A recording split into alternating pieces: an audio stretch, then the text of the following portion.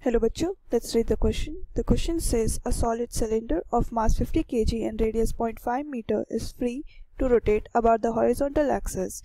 A massless string is wound around the cylinder with one end attached to it and the other hanging freely. Tension in the string required to produce an angular acceleration of 2 revolutions per second square is option A 25 Newton, option B 50 Newton, option C 78.5 Newton and option D 157 Newton. हमारा यहाँ पे जो की concept है वो रहेगा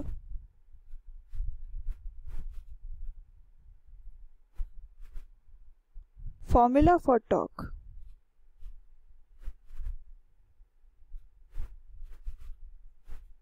हमें याद रखा एक सॉलिड सिलेंडर जिसका मास है 50 kg और जिसका रेडियस है 0.5 मीटर और ये फ्रीली रोटेट कर रहा है अबाउट इट्स हॉरिजॉन्टल एक्सिस. यहाँ पर एक मासलेस स्ट्रिंग अटैच्ड है जिसका टेंशन हमें फाइंड करना है. जो टॉर्क की फॉर्मूला होती है वो होती है एक इनर्शिया इनटू एंगुलर एक्सेलरेशन. यहाँ पे I रिप्रेजेंट कर रहा है हमारा इनर्शिया और अल्फा रिप्रेजेंट कर रहा है हमारा एंगुलर एक्सेलरेशन. और एक और टॉर्क की फॉर्मूला होती है फोर्स इनटू लेंथ. यहाँ पर F रिप्रेजेंट कर रहा है हमारा फोर्स एंड L रिप्रेजेंट कर रहा है हमारा लेंथ. अगर इसको इक्वेशन 1 माने और इसको इक्वेशन 2 माने तो 1 इक्वल टू 2 हो जाएगा. So I alpha will be equal to F into L. हम अपने सिलेंडर का इनर्शिया निकाल सकते हैं. इनर्शिया वुड बी क्योंकि एक सॉलिड सिलेंडर है तो ये हो जाएगा half mr square. Angular acceleration हमें दे रखा है 2 रेवोल्यूशन पर सेकेंड स्क्वायर.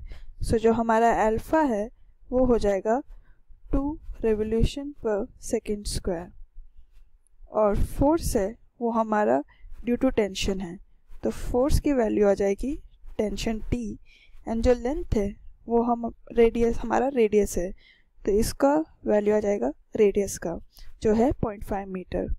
सो अगर हम इसको सॉल्व करेंगे तो I alpha would be equal to T into R.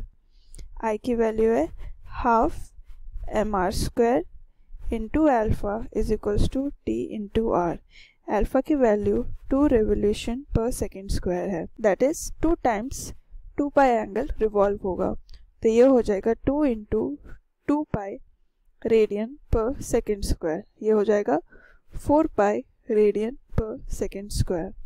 सो यहाँ पर आ जाएगा हाफ इंटू मास की वैल्यू है 50 kg इंटू R है 0.5 metre that is half metre का होल स्क्वायर इंटू अल्फा है 4 pi is equals to tension T हमें find करना है और रेडियस की वैल्यू है हाफ मीटर.